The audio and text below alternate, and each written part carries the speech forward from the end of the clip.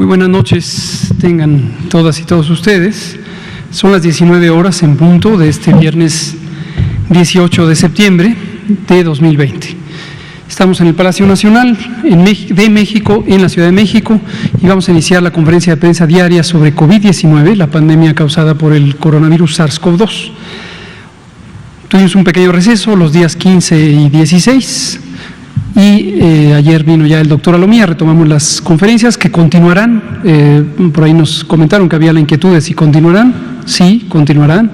Mientras sea necesario, tendremos conferencias diarias sobre la situación de COVID y también sobre diversos temas de salud que consideramos son no solamente relevantes y son parte de la amplia agenda de trabajo de este Gobierno de México para transformar el Sistema Nacional de Salud y para lograr nuestro objetivo, que es la cobertura universal y gratuita de los servicios de salud.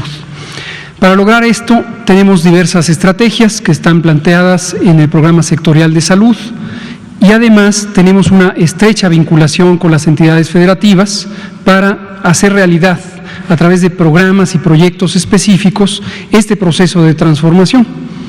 Es por esto que nuestro segundo componente, el componente temático de la conferencia de hoy, tenemos el privilegio de que nos acompañe el doctor y maestro Donato Casas, quien es, además de ser el secretario de Salud del Estado de Oaxaca, es un amigo y un colaborador al que apreciamos mucho por el impulso que le está dando a la transformación en el Sistema Nacional de Salud, en este caso en el Estado de Chiapas. Muchas gracias, Donato, bienvenido. Nos acompaña también la doctora Aletze de la Torre, ampliamente conocida por su participación en estas conferencias, pero además porque ella es la directora general del Centro Nacional para la Prevención y Control del VIH-Sida e Infecciones de Transmisión Sexual. Y como experta en enfermedades infecciosas, ella encabeza el grupo técnico de control de infecciones del operativo especial COVID-19. Desde el inicio de la epidemia, en la fase de preparación, y ha venido aquí a hablar de temas varios, como el uso de cubrebocas, el correcto lavado de manos, el control de infecciones, el uso de equipo de protección personal, entre otros temas varios. Pero la doctora Aletze de la Torre Rosas ha sido una de nuestras colaboradoras que está encabezando el programa de atención primaria de la salud en las entidades federativas, y este programa lo estamos articulando con distintos componentes de nuestra Secretaría de Salud. En especial quiero destacar al Instituto de Salud para el Bienestar, el INSABI, dirigido por el maestro Juan Ferrer, y sus colaboradores directos, incluido el doctor Alejandro Sbarch Pérez. También participan ahí nuestro director del Centro Nacional de Programas Preventivos y Control de Enfermedades, el doctor Ruy López Ridaura, quien también ha venido aquí varias veces, nuestra directora o secretaria técnica del Consejo Nacional de Salud Mental, la doctora Lorena Rodríguez Bores Ramírez, quien también ha venido varias veces, y en general los distintos programas de salud pública de la Secretaría, la doctora Carla Berdichevsky, quien también ha venido aquí, y todos en conjunto, el INSABI, la Subsecretaría de Prevención y Promoción, que somos las dos ramas operativas que dependemos directamente del secretario Jorge Alcocer, estamos trabajando coordinados y coordinadas con las entidades federativas. Y en el caso de Oaxaca tenemos una gran satisfacción por la velocidad tan acelerada en que pudimos entrar en esta sinergia con las actividades que ya hacía el Estado de Oaxaca, el Gobierno de Estado. Le mandamos un saludo al gobernador Alejandro Murat y hemos logrado resultados inmediatos. Por eso hoy vamos a presentar esto, para que vean ustedes cómo a partir de la epidemia de COVID y a partir de la respuesta a la epidemia del COVID hemos ido ganando terreno en la operación, en la definición de la instrumentación de los programas de salud pública. Entonces, bienvenido, doctor Donato, bienvenida, doctora Aletze. Voy a pasar a presentar yo el informe técnico, lo haré de manera breve para que dejemos la parte principal y también esperamos preguntas y comentarios sobre estas actividades en el Estado de Oaxaca. Vamos a poner, si me ponen el informe técnico, por favor. Como comentó el doctor José Luis Alomía ayer cumplimos 200 sesiones de información, 200 conferencias de prensa sobre COVID-19, sobre salud, sobre la respuesta del gobierno mexicano a esta epidemia. hoy por lo tanto es la 201.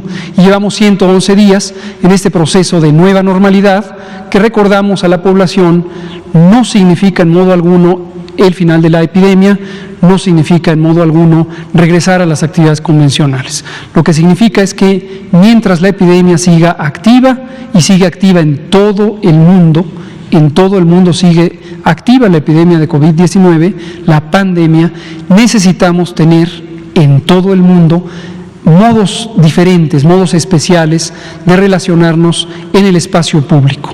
En México a todo esto le hemos llamado la sana distancia. Inició con una jornada nacional y a partir del 1 de junio pasó a ser una actividad directamente coordinada por las entidades federativas y en el panorama nacional, articulada a través de un semáforo de riesgo que nos permite estimar el riesgo, el peligro de que usted pudiera contagiarse de COVID por la entidad federativa en la que vive, por la intensidad epidémica de COVID-19 en la entidad federativa donde usted vive. O incluso a nivel municipal puede haber una diferencia importante entre municipios de un mismo estado entre las intensidades epidémicas. Las actividades de prevención, nos gusta recordarlas periódicamente, de manera especial los viernes o los domingos, son 5 elementos básicos. Mantener la sana distancia, es decir, procurar en todo momento tener una distancia preferentemente de 1,5 metros o 2 metros respecto a otras personas. Esto aplica específicamente o de manera particular a la vía respiratoria, nariz y boca, que no estemos cercanos. Si estamos a un lado o en la espalda no pasa nada, pero que no estemos cercanos en la vía respiratoria. Segundo, lavarse las manos continuamente, 10, 12, 15 veces, 20 veces al día. Nunca será demasiado, siempre que haya agua y jabón, utilizar agua y jabón, cuando no lo haya, utilizar alcohol desinfectante.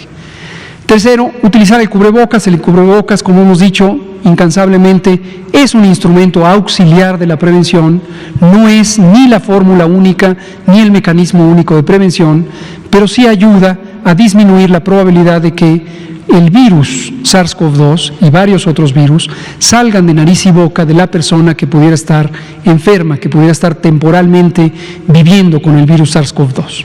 Y es una barrera física que evita esa salida a través de partículas líquidas o de aerosoles.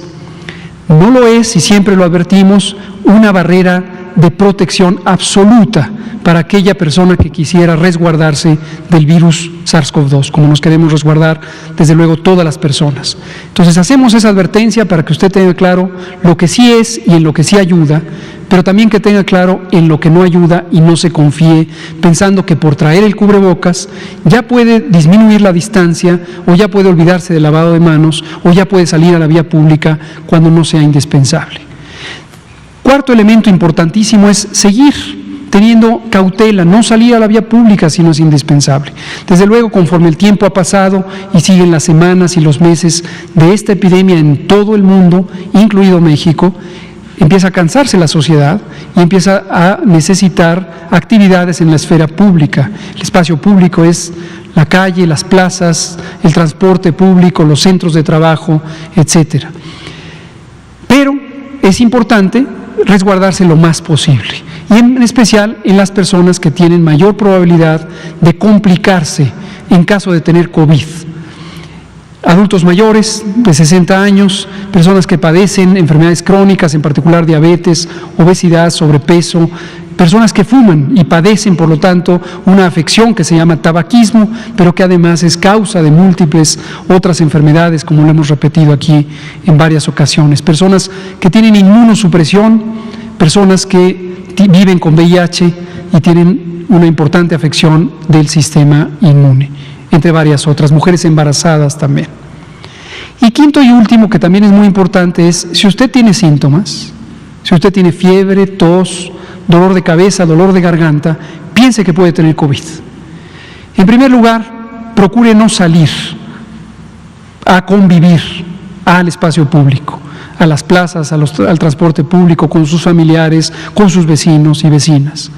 Pero si usted tiene esos síntomas, fiebre, tos, dolor de garganta, dolor de cabeza, piense que tiene COVID.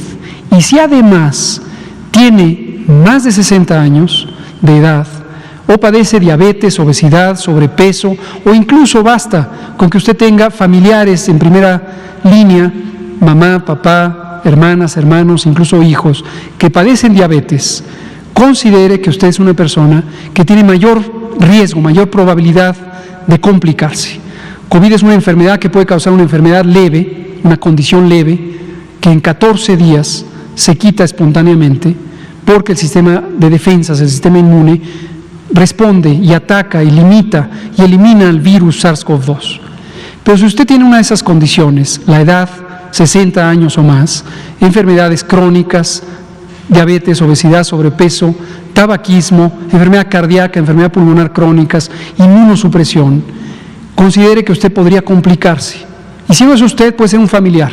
Si un familiar está padeciendo esta situación y tiene estas condiciones que le llamamos de riesgo, debe ir a atención médica lo más pronto posible. Si usted se espera, podría ser demasiado tarde. Por favor, acuda al hospital, que le valoren, que identifiquen su riesgo, que se aseguren que no está teniendo una complicación pulmonar. COVID causa una neumonía muy grave que puede ser letal. Hemos hecho este llamado repetidamente, pero lo seguimos haciendo porque todavía vemos que hay una cantidad importante de personas que llegan demasiado tarde a los servicios de salud.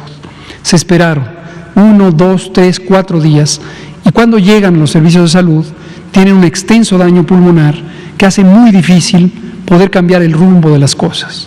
Por favor, no se espere. Vamos a iniciar con el informe técnico. Pasamos a ver esta gráfica, esta curva epidémica que presentamos todos los días. Es semejante a la que presentó ayer el doctor Alomía, pero vamos indicando los cambios que pudieran estar ocurriendo día con día. Aunque ustedes la vean igual, cada día es distinta. No se ven los cambios porque esto está por semana, pero cambian algunos de los elementos, desde luego también los números que siempre pondremos aquí con total claridad y total transparencia, los ponemos aquí y están siempre también en el informe técnico en el portal web coronavirus.gov.mx. Lo que vemos aquí, como siempre, es el número de casos que se mide por el tamaño de estas columnas, de estas líneas. Entre más altas, más casos se registraron con inicio de los síntomas en la semana que está indicada por números en este eje horizontal de la gráfica. Empieza siempre en la semana 10, que es la primera semana de marzo, en donde tuvimos el primer caso, en realidad un día antes de la primera semana de marzo, y siempre se corta 2 semanas antes de la semana vigente. Hoy estamos en la semana 38. Se corta en la 36, es convencional en México y en el mundo no dejar las últimas 2 semanas porque es un periodo de acumulación de datos que pudieran hacer inestable la interpretación. Uno podría pensar que hay un descenso creíble de la epidemia si uno incorpora las últimas 2 semanas. Hay que quitarlas y hay que presentar donde ya los datos son estables, donde efectivamente, y seguimos diciendo este mensaje con claridad, vemos un descenso sostenido de la intensidad epidémica. ¿De qué manera la medimos? Hay algunos indicadores, revisémoslos nuevamente. En la semana 29 llegamos a una proporción, un porcentaje de confirmaciones de personas infectadas por el virus SARS-CoV-2. Entre aquellas personas que tuvieron síntomas propios de COVID, se les tomaron muestras de líquidos respiratorios para una prueba de laboratorio y en esa semana hasta el 57% resultaron positivas. Posteriormente, de la semana 29 en adelante, vean ustedes que esta línea desciende y hoy está en 39%. 39% es la probabilidad de que una persona que tiene los síntomas propios del COVID realmente los tenga causados por el virus que causa COVID, SARS-CoV-2. Este indicador es muy importante porque en México y en el mundo se considera indicativo del cambio en la intensidad epidémica. Entre más bajo sea, menor actividad epidémica de esta pandemia de COVID-19 en México o en el mundo. Vamos a ver en la siguiente diapositiva otros indicadores importantes. Ahí está el resto de la información y tenemos los casos estimados en donde agregamos precisamente el número que corresponde a 39% de aquellas personas que fueron identificadas con síntomas de COVID. Técnicamente le llamamos casos sospechosos, personas que se sospecha pueden tener COVID-19 y hasta el 39% en la semana 36 pudieron ser realmente infección por SARS-CoV-2, es decir, COVID. Tenemos esa suma, también vemos lo que se ha visto consistentemente, que precisamente en la semana 29 es donde llegamos al punto máximo de la epidemia en México, cuando agregamos a nivel nacional todos los datos. Hemos aclarado también en múltiples ocasiones que la curva epidémica, es decir, los famosos picos que mucha gente sigue teniendo inquietud al respecto de ellos, se presentan de manera distinta en cada entidad federativa. Hay entidades federativas como la Ciudad de México que llegaron a un punto máximo alrededor del 8 al 10 de mayo, hay otras que llegaron a puntos máximos más tardíos. Cuando agregamos todos los datos tenemos la curva nacional y lo que vemos es que el punto máximo ocurrió en la semana 29. Posteriormente empezó a descender, hemos tenido semanas donde no hay cambio y luego hemos tenido descensos y ahorita estamos a un día de cerrar la semana con -1. Recordarán que abrimos el domingo pasado la semana 36 de información durante la semana 38 con -6. Y advertimos lo que lamentablemente puede ocurrir cuando empieza una diferencia tan pequeña, a lo largo de la semana, conforme llegan los nuevos datos, se empieza a borrar esa diferencia. Podría ser que mañana, que cerramos esta semana de información, terminemos con -1 o incluso terminemos sin cambios. Es la manera en que se comporta la epidemia, disminuye, a veces se estanca y a veces disminuye. Otro dato importante es el porcentaje de casos que resultan en los últimos 15 días. También hemos insistido, parece que no hay una claridad al respecto en algunos medios de información que siguen sumando y sumando y sumando y sumando y sumando todos los casos que se han presentado en México desde el 28 de febrero. No pasa nada con hacer sumas, no pasa absolutamente nada, pero es claro, y la sociedad debe saberlo, que se les está comunicando un mensaje equívoco, erróneo, técnicamente incorrecto. Porque lo que le están comunicando a usted es que en México en este momento tenemos más de 650,000 personas que tienen COVID. No es así. A lo largo de las semanas y meses que han transcurrido desde el 28 de febrero, en México hemos tenido cerca de 600 o más de 650,000 personas que en algún momento tuvieron COVID. Pero en este momento no tenemos 650,000 personas que han sido confirmadas con COVID, porque 80% de los que tuvieron ya lo superaron. Desafortunadamente algunos, más de 70,000, 72,000, tuvieron una enfermedad tan grave que les causó la muerte. El resto, las personas que se recuperaron, ya no son casos, ya no infectan, ya no tienen necesidades de salud. Y tenemos en este momento 34,000 personas que han sido confirmadas en los últimos 14 días. Y como hemos dicho también en innumerables ocasiones, la vigilancia epidemiológica no pretende sumar absolutamente todos los casos.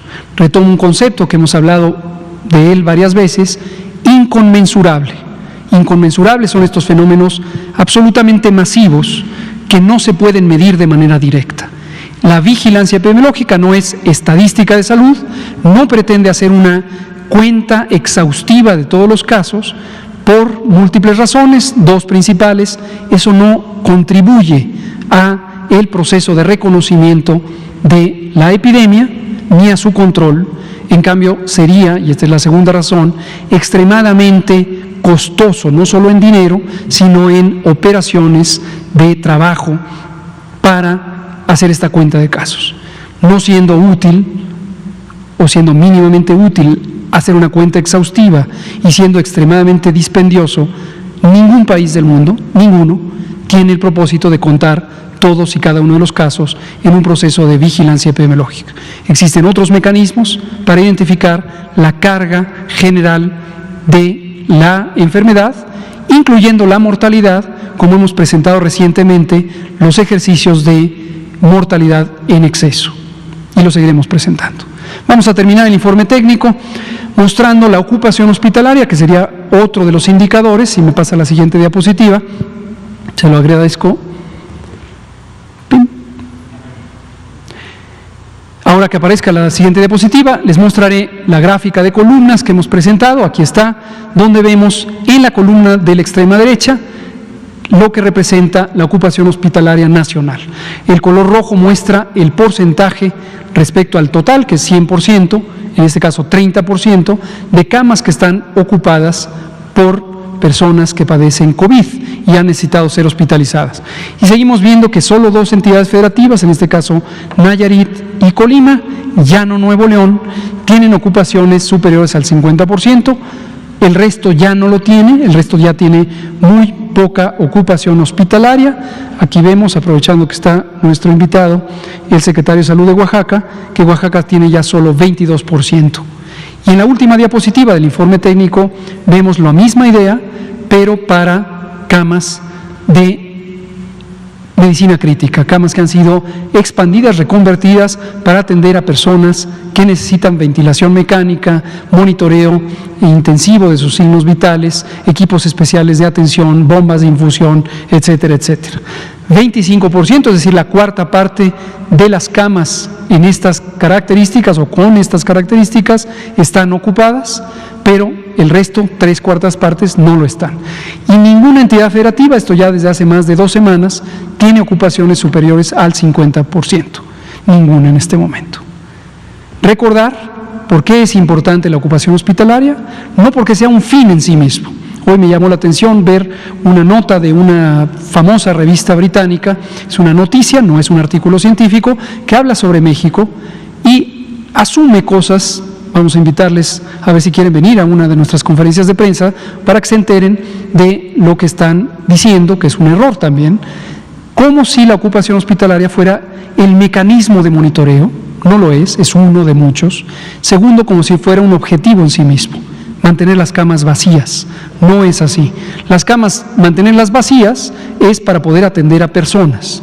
Desde hace muchas semanas ya están muy vacías porque hemos pasado ya el pico, el acné, desde la semana 29, el acné, el punto máximo de la epidemia. Pero tenerlas vacías es un mecanismo, un medio para lograr garantizar que toda persona que tenga COVID suficientemente grave tenga un sitio donde atenderse y con ello disminuir la mortalidad tal como se ha logrado, a pesar de lo doloroso que es tener más de 72,000 personas que han perdido la vida de esta enfermedad que es letal, de esta enfermedad que afecta a todo el mundo. Vamos a pedirle a nuestro secretario de Salud de Oaxaca si continúa con la presentación específica del tema de atención primaria de la salud. Con mucho gusto.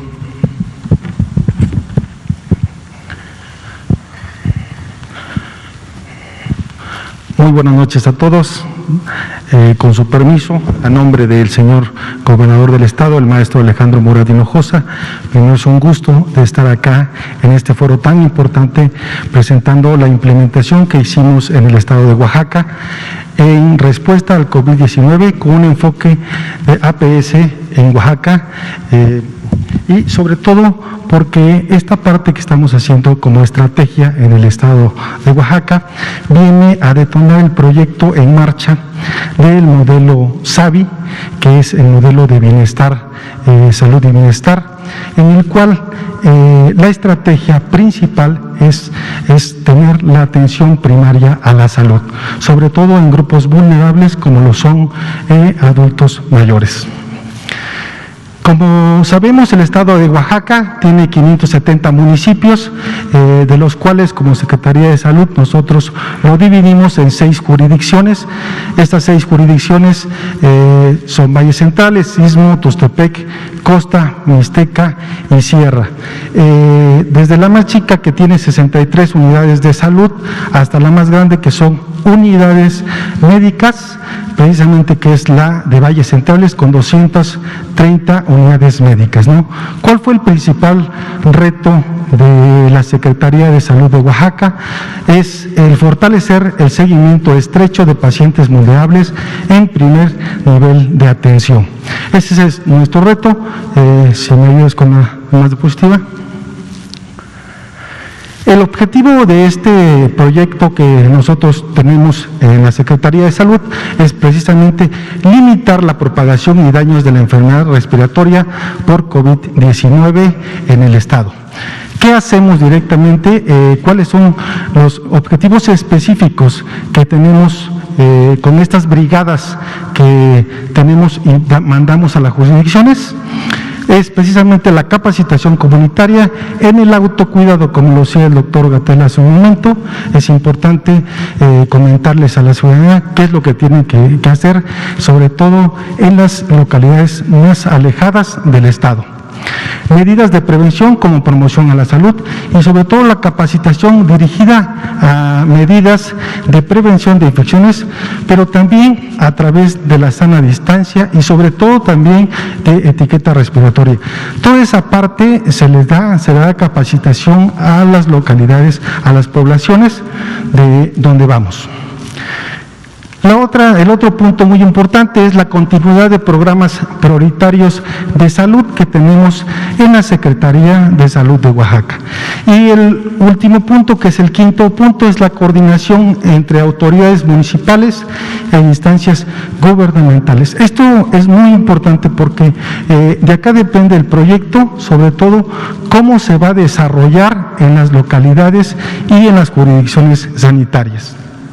Adelante, por favor. Esta coordinación que tenemos a través de gobierno federal, gobierno estatal y gobierno municipal, nosotros la coordinamos como Secretaría de Salud. Entonces, esta parte, a través del modelo INSABI, que es a través del gobierno federal, nosotros la bajamos como Secretaría de Salud estatal y por supuesto la damos a conocer a los gobiernos municipales. Aquí es muy importante la integración de instituciones del Estado, como son las diversas secretarías, la Secretaría de Movilidad, pero también el DIF estatal, unidades móviles que tenemos en el Estado y también coordinaciones en atención regional. La Secretaría de Seguridad Pública de Oaxaca y también nos apoyamos con Guardia Nacional. ¿Qué hace exactamente esta parte? ¿Qué acciones hacen a través de estas secretarías en coordinación con la Secretaría de Salud del Estado? Una de las actividades o acciones que tenemos y coordinamos a través de estas instituciones, primero, la Secretaría de Movilidad tiene acciones específicas, como lo es precisamente la desinfección de taxis, transporte público y toda la situación que conlleva con la Secretaría de Salud y Movilidad. En la parte del DIF del Estado, Desarrollo Integral de la Familia, aquí nos apoyan con personal, pero también hacen un censo casa por casa precisamente para determinar cuáles son las necesidades de cada una de las familias. En las unidades móviles que tenemos en el Estado, también en coordinación con la Secretaría de Salud, con nuestras unidades, y con estas brigadas, hacemos una parte de integración precisamente para dar la implementación de este proyecto. En cuestión de coordinadores de atención regional, estos coordinadores de atención regional son muy importantes, porque son el vínculo entre la Secretaría de Salud y los gobiernos municipales. En la Secretaría de Salud Pública de Oaxaca también tenemos acciones muy específicas, nos apoyan con la desinfección, sobre todo en lugares públicos, como son mercados, parques, agencias municipales, también en la parte calles, y son acciones que hacemos directamente y coordinamos con la Secretaría de Seguridad Pública. En la parte de la Guardia Nacional, pues bueno, también es el acompañamiento a estas brigadas que tenemos por cuestiones de zonas de alto riesgo, ¿no?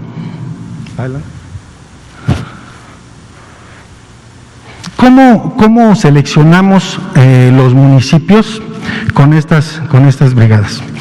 Nosotros tenemos un sistema a través de mapas de calor que diariamente nosotros metemos datos a este sistema y de alguna manera nos van saliendo estos mapas de calor con la información de positivos, negativos o sospechosos. Si podemos correr el video, por favor.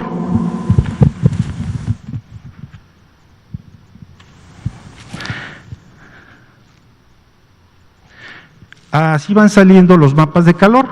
En la primera instancia, para hacer la programación del mes de septiembre, nosotros hicimos el corte el 22 de agosto para programar el mes de septiembre. Y así salen directamente todos los mapas de calor, y así detectamos los 30 municipios que tienen mayor complejidad en el estado. Estos mapas de calor, el 22 de agosto que cortamos el registro, teníamos 325 municipios con casos positivos, que representa el 57% de los municipios del estado. En el cual nos dimos cuenta también que el 81.4% de los casos activos solamente se concentra en 30 municipios, y por eso de ahí sacamos los municipios seleccionados para mandar estas brigadas. La siguiente, por favor. ¿Qué es la preparación? ¿Cómo nos preparamos para las acciones que tenemos que dar en las localidades o en los municipios ya seleccionados, previamente seleccionados? Después de que seleccionamos el municipio, la logística de intervención es la integración a través de los coordinadores regionales de atención, que es precisamente, como les decía, la vinculación entre la Secretaría de Salud del Estado con los municipios. Ellos hacen una primera parte donde nos abren las puertas en la localidad, precisamente para que invitar a la población a que podamos pasar con estas brigadas. También con las brigadas que tenemos, hacemos una coordinación general, en la Coordinación General de Jurisdicciones, también hacemos un enlace con las integraciones de brigadas y las unidades médicas que se encuentran en esa localidad. ¿Cómo desarrollamos las actividades ya en sitio? La integración comunitaria, acciones de promoción, consulta focalizadas de estas brigadas. Pero sobre todo lo más importante de estas brigadas es que les damos un seguimiento a través de las jefaturas jurisdiccionales y de las unidades médicas de las localidades. Nosotros en el estado, como les estaba comentando, nosotros tenemos más de 700 unidades médicas en todo el estado. Adelante, por favor. Tenemos dos tipos de brigadas. La brigada tipo A, que es la brigada de promoción, que consta principalmente de un coordinador y 3 promotores, y también nos ayudamos ahí con las jefaturas jurisdiccionales para poder tener personal y que nos apoyen directamente en las localidades para poder atender casa por casa estas brigadas. Tenemos la brigada tipo B, que son ya las unidades móviles. Estos constan de un médico y una enfermera o un promotor. Todas estas dos brigadas que tenemos y que sacamos están vinculadas, como les había comentado, a las unidades médicas de cada una de las localidades o de las jurisdicciones que vamos visitando. Adelante, por favor. Las brigadas tipo A, que son las brigadas de promoción.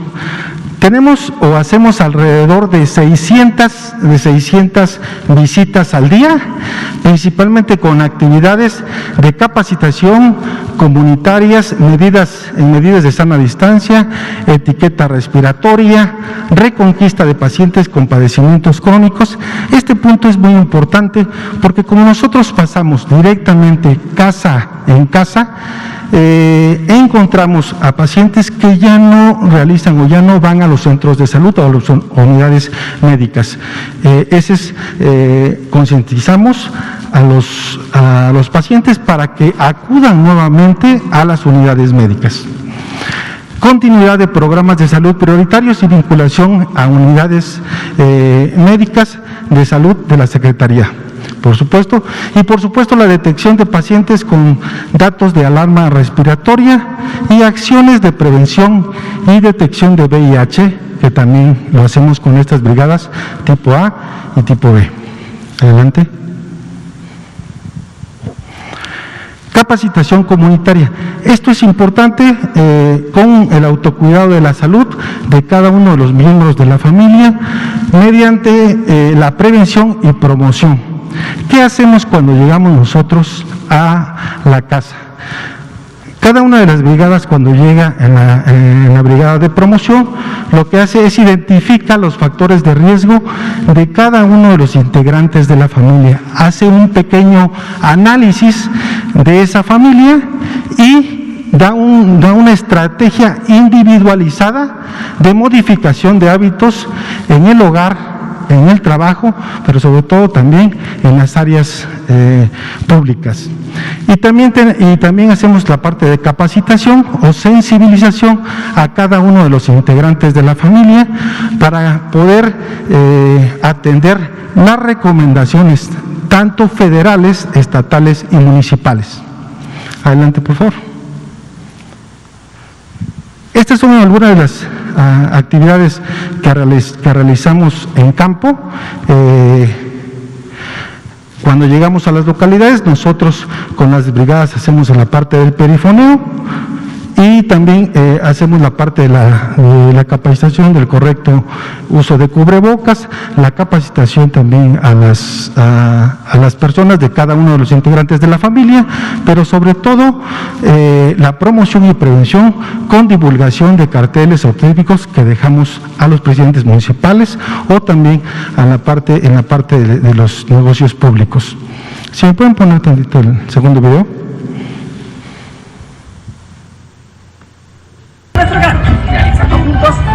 Es la parte que hacemos como parte de perifoneo con las brigadas, que son brigadas tipo A, donde se les invita a cada una de las personas o localidades también más lejanas para que acudan a sus módulos de centros de salud.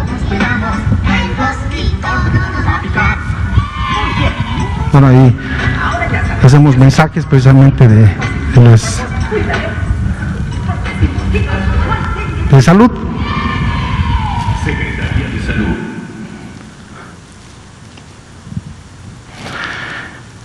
¿Qué hacemos con las brigadas tipo B?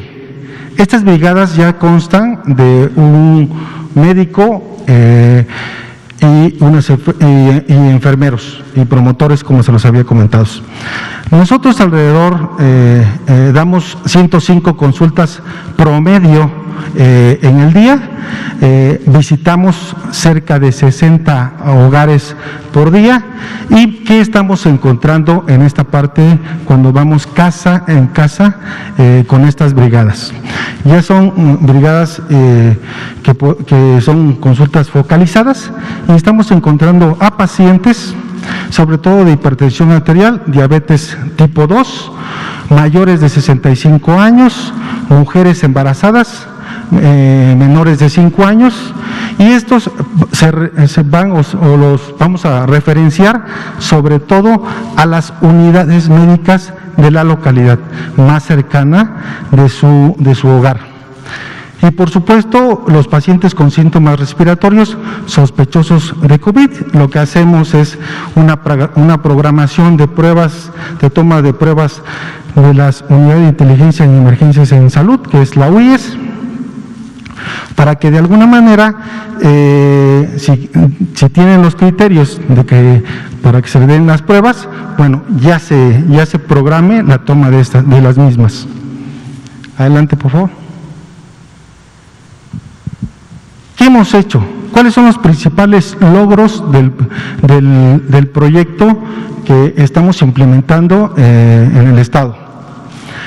Hemos visitado casi más de 35,000 casas visitadas, 3,400 consultas otorgadas, 631 pruebas de VIH están realizadas, y esto es en coordinación. Esto es muy importante lo que dijo ahorita el doctor Gatell, que estamos haciendo precisamente para la disminución de pacientes hospitalizados. Y aquí está la respuesta. Precisamente esta parte de este proyecto nos ha permitido que las acciones conjuntas entre gobierno federal, gobierno estatal y gobierno municipal hacen que bajen menos del 35% el promedio semanal de casos positivos diarios por COVID y también menos del 36% promedio semanal de pacientes hospitalizados. Adelante, por favor. Las actividades que hacemos con las brigadas tipo B, precisamente estas brigadas, como le decía, van casa por casa, dan consulta. Cuando llegamos también dan consulta a pacientes crónicos, se les deja medicamento y se les invita a que su seguimiento se las den directamente en las unidades médicas de esa localidad. Cuando llegamos a las unidades, a las presidencias municipales, por supuesto con antelación todas las actividades que se realizan. También tenemos, se nos unen a los policías municipales, están las unidades médicas de salud estatal y por supuesto el DIF estatal. Adelante, por favor. ¿Qué queremos hacer o cuáles serían los próximos pasos para seguir con este proyecto? En primer lugar, es la integración de acciones de prevención y promoción a la salud, como vacunación, salud mental y atención de la infancia y de la adolescencia. Es lo que queremos meter en estas brigadas y, por supuesto, hoy estamos con 30 municipios, es precisamente la expansión del proyecto piloto que estamos en este momento haciendo a otros municipios. Oaxaca tiene, como les había comentado, 570 municipios. Y bueno, adelante por favor. La estrategia de atención primaria a la salud, la visión centrada está sobre todo en las personas y en las comunidades. Esto es con el único objetivo de que nadie se quede atrás. Ese es el objetivo que tenemos con este proyecto de estas dos brigadas que montamos, ya focalizadas a cada uno de los municipios del estado de Oaxaca. Hay un video, nada más si me permiten, ¿se pueden ponerlo, por favor?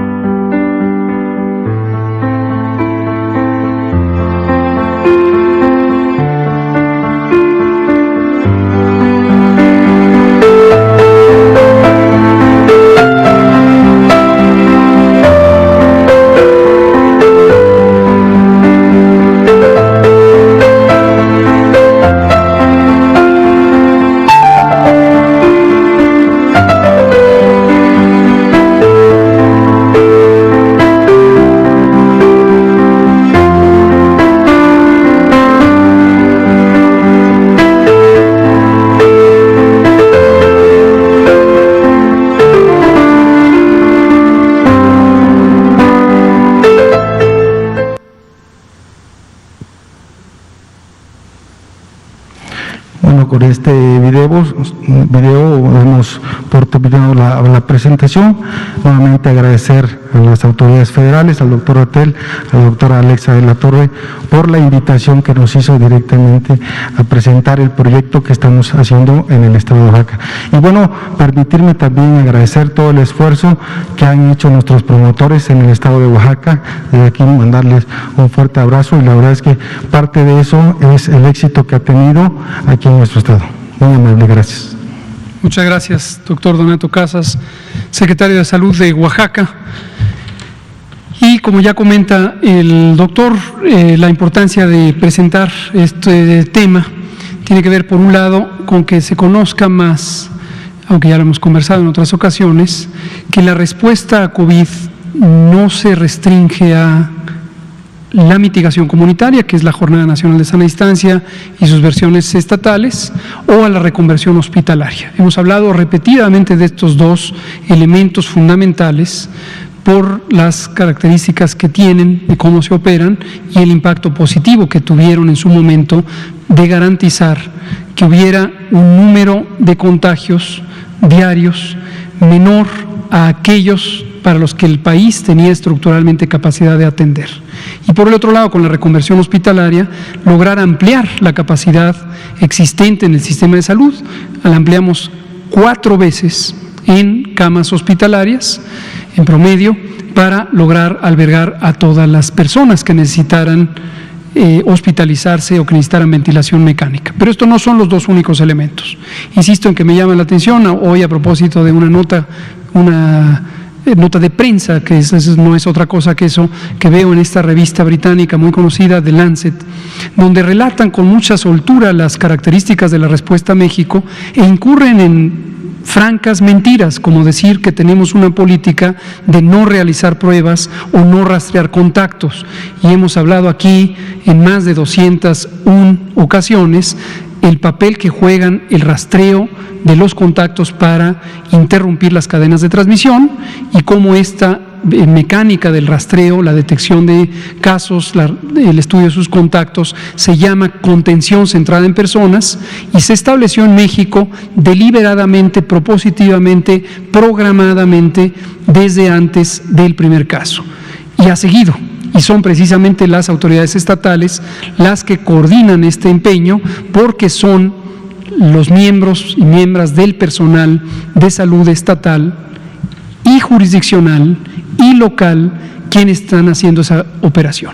Mis respetos también, y yo me sumo aquí al agradecimiento que hace el doctor Donato Casas al personal de campo, porque aquí hemos hablado mucho de hospitales y hemos hablado mucho de médicas y médicos y enfermeras y enfermeros, pero no hemos hablado quizás suficiente de este magnífico personal de campo, las brigadas comunitarias, que en Oaxaca y los otros 31 entidades federativas realizan un trabajo muy dedicado para ir casa por casa, haciendo promoción de la salud, explicando los riesgos, invitando a las personas a que sean atendidas oportunamente, y haciendo los estudios de casos y contactos, y todo esto ha ocurrido en México desde el inicio de la respuesta, que fue aproximadamente 15 días antes del primer caso confirmado.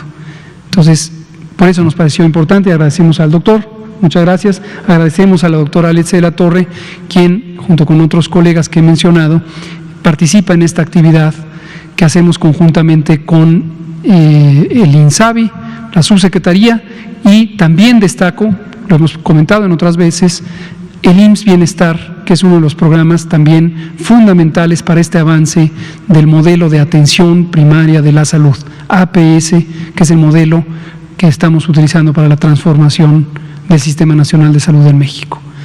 Vamos a dar paso a preguntas y comentarios. Está Héctor Herrera allá atrás, Liliana Noble, y nos vamos por aquí. Gracias. Gracias, doctor. ¿Cómo están? Buenas tardes. Héctor Herrera Argüelles, de Grupo Fórmula, columnista de López Dóriga Digital. Hoy hay 2 notas que están en el hilo, doctor, que tienen que ver con usted. Y la primera es esta denuncia que están presentando senadores del PAN ante la Fiscalía General de la República por lo que ellos señalan en esta denuncia: un mal manejo de la pandemia, omisiones, diferentes cargos.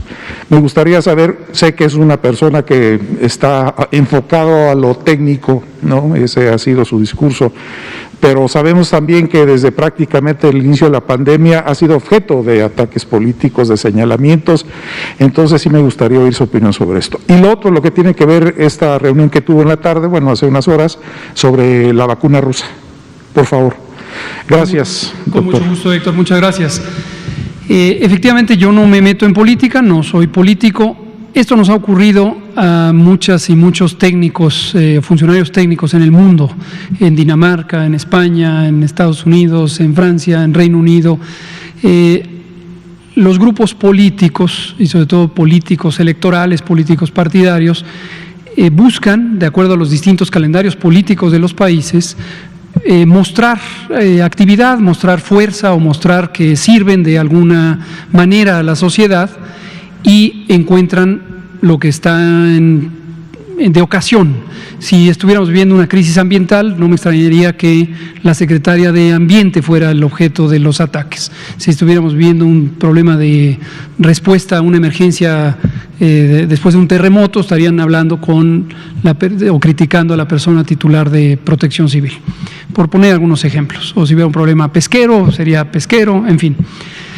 Insisto en lo expresé la vez previa que me preguntaron sobre este mismo partido cuando anunció de una manera muy dedicada o enfática su intención de presentar una denuncia ante la Fiscalía.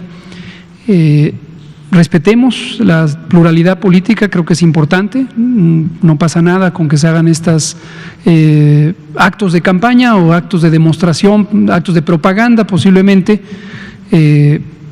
son respetables. Respecto a la posible denuncia, no la conozco evidentemente, si hoy la presentaron, pues en su momento supongo que seremos convocados, tanto el presidente de la República, que ya fue también involucrado al respecto, mi jefe y maestro, el doctor Alcocer, y un servidor, y como funcionarios o como ciudadanas y ciudadanos, siempre estaremos atentos al llamado de los órganos de procuración de justicia, si es que se nos requiere para dar alguna explicación al respecto. Respecto a la reunión de hoy, hoy tuvimos una muy productiva reunión con un laboratorio, una casa farmacéutica mexicana, Landsteiner Scientific. Hablamos con sus funcionarios, habida cuenta que esta empresa mexicana de farmacéutica y de otros elementos de insumos y equipos para la salud ha sido partícipe de conversaciones con el gobierno ruso, con el Instituto Gamaleya, quien es el promotor y creador de una de las vacunas, la vacuna Sputnik 5, y Landsteiner había planteado en un oficio al secretario de Salud que le interesaría tener una conversación para tener un proceso armónico de intención de registrar la vacuna Sputnik 5 en México. Como hemos comentado también respecto a esta y cualquier otra vacuna, estamos hablando de vacunas contra el COVID, pero en sentido estricto sería extensible a cualquier producto farmacéutico. En todos los casos, en absolutamente todos los casos, es indispensable y no se puede exentar que exista un proceso de análisis, de demostración de evidencia, de tres características fundamentales que son calidad, seguridad y eficacia. Y la Agencia de Regulación Sanitaria Mexicana, que se llama COFEPRIS, Comisión Federal para la Protección contra Riesgos Sanitarios, entidad que ha sido adscrita a la Subsecretaría de Prevención y Promoción desde hace un par de semanas, tiene la obligación de seguir los más altos estándares, transparencia y credibilidad en el proceso de evaluación de la evidencia científica que en su momento se presente. No tenemos prejuicio alguno respecto a esta vacuna o cualquier otra. La evidencia tendrá que hablar por sí misma y tendrá que ser irrefutable. Entonces seguiremos el mismo proceso. Pero hemos tenido estas conversaciones, lo tuvimos con otro laboratorio, Janssen, hace un par de semanas, y lo tendremos con cualquier otro que se acerque a presentar sus propuestas para buscar una armonización del esfuerzo. Nos interesa mucho que la investigación clínica, los ensayos clínicos, sigan reglas de ética, estándares profesionales de investigación y por supuesto de transparencia en la generación de información, de trazabilidad, y estas reglas están establecidas en reglamentos, normas y otros instrumentos legales, y es una facultad exclusiva de la Secretaría de Salud, el regular todos estos elementos. Y, por lo tanto, estamos actuando de esa manera para que se cumplan todas las garantías de que cualquier producto que se incorpore a México sea de calidad, seguro y efectivo. Pero la reunión fue muy productiva. ¿Supone ya un acuerdo de tipo también financiero? No, en modo alguno. Qué bueno que lo pregunta Héctor. La pregunta es si esto supone un acuerdo comercial o financiero de adquisición. No, no es el propósito. No es la manera en que se negocian los insumos para la salud por parte del gobierno mexicano, ni por parte de la Secretaría de Salud, que es la entidad que sería responsable en un momento de la adquisición de las vacunas, ni por cualquier otra oficina de gobierno, que no sería la responsable, pero no es este el mecanismo. La reunión fue específicamente para conocer los elementos de evidencia que hasta el momento tengan en posesión los proponentes, en este caso esta empresa Landsteiner o el gobierno ruso, Por cierto, participó también CONACYT en voz de su directora, la doctora Marilena Álvarez Builla, y esto lo enfatizo porque en años previos, por muchos años, el papel rector de CONACYT había sido hasta cierto punto no aprovechado del todo. Hoy tenemos en CONACYT a una persona con extraordinarias capacidades científicas, pero además una visión muy clara de lo que implica la soberanía tecnológica, científica y de innovación, y tiene un papel muy proactivo en estricto apego a sus atribuciones, las atribuciones que le corresponden a CONACYT, el Consejo Nacional de Ciencia y Tecnología, de ser la entidad rectora de la ciencia, la innovación y el desarrollo tecnológico en México. Entonces, aprovechando estas capacidades y la gran disposición de la doctora Álvarez Builla, estamos canalizando todos los esfuerzos de identificación de las características técnicas de las vacunas candidatas o de los productos candidatos a ser vacuna contra el COVID a través de un comité científico que ha establecido CONACYT y que lo reconocemos desde la Secretaría de Salud y desde todo el Gobierno de México como el comité pertinente del Gobierno de México. Muchas gracias. Liliana Noble, Araceli Aranday y Nuria Fernández. Gracias. Buenas noches. Liliana Noble de Pulso Saludable. Doctor Gatell, en algunas notas se habla de que hay un primer mexicano en España que ya fue vacunado con la propuesta de Janssen. Yo entendería que no es el primer mexicano porque también hay muchos en Estados Unidos con la propuesta de Pfizer y de Moderna. Yo quisiera preguntarle, ¿qué pasa con los efectos adversos o los efectos secundarios? ¿Cuál sería la recomendación que le haría a la población que esté interesada en participar en cualquiera de las opciones que hay? Gracias. Cómo no, muchas gracias. Vi esta noticia, no tenemos, rastreamos, pero no hemos obtenido evidencia directa de que sea verídica, de que sea cierto que en España está en curso el ensayo clínico de la vacuna candidato de Janssen y que pudiera estar ya participando algún mexicano. Lo que sí podemos decir es que en México no ha iniciado el ensayo clínico de la vacuna de Janssen o el candidato a vacuna de Janssen. Lo que sí podemos decir por la conversación que tuvimos con esta empresa hace un par de semanas es que se han preidentificado distintos grupos de investigación, todos ellos de muy alta competencia profesional, que podrían y estarían interesados en conducir estos estudios. En su momento, Janssen tendrá que someter a COFEPRIS la solicitud de aprobación del ensayo clínico y hasta no obtenerla no puede iniciar el ensayo clínico.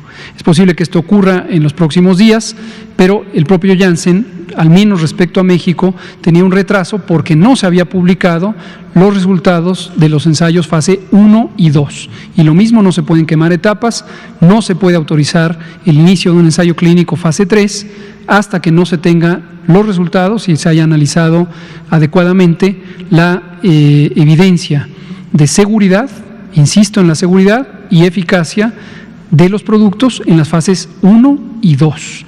Si en algún momento se le diera una autorización sin que se haya publicado y se haya analizado y que existe evidencia trazable y creíble de que se ha analizado esta evidencia, se estaría incurriendo en una falta grave. El hecho de que sea mexicano, finalmente falla, ¿no? O sea, eso es intrascendente. La nacionalidad no tiene por qué ser una limitante. Personas de cualquier nacionalidad o múltiples nacionalidades podrían participar voluntariamente. Siempre es indispensable que sea voluntariamente en cualquier ensayo clínico. Lo que sí le puedo decir a la población es que es importante no prejuiciarse, no empezar a tener ideas preconcebidas sin evidencia de que las vacunas pudieran ser inseguras, porque para eso son los ensayos clínicos y por eso los ensayos clínicos empiezan en la fase donde hay muy pocas personas reclutadas para tener un procedimiento gradual de evaluación de la seguridad. No hay que prejuiciarnos pensando que las vacunas pueden ser nocivas, las vacunas como cualquier otro producto de uso humano para uso clínico deben ser evaluadas, pero no tenemos por qué tener prejuicios respecto a su seguridad de manera anticipada. Muchas gracias. Ya no nos va a dar tiempo porque son las 8 de la noche. Mañana empezamos, mañana sábado, aquí nos vemos y empezaremos con Araceli Aranday y si está aquí con Nuria Fernández. Muchas gracias, muy buenas noches, doctor. Muchas gracias. Alexi, muchas gracias.